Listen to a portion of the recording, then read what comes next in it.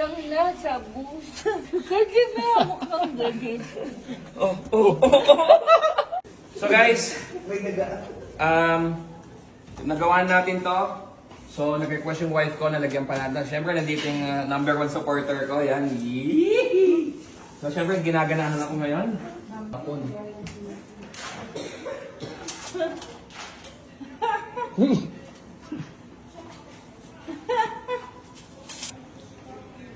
Ay, wala pala. Wala kang buhok. Sorry.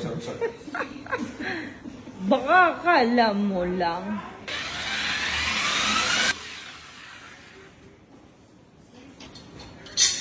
Galing.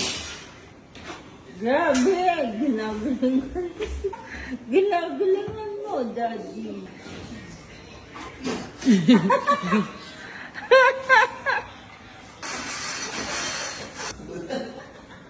Ayaw pumasok eh. Wala naman.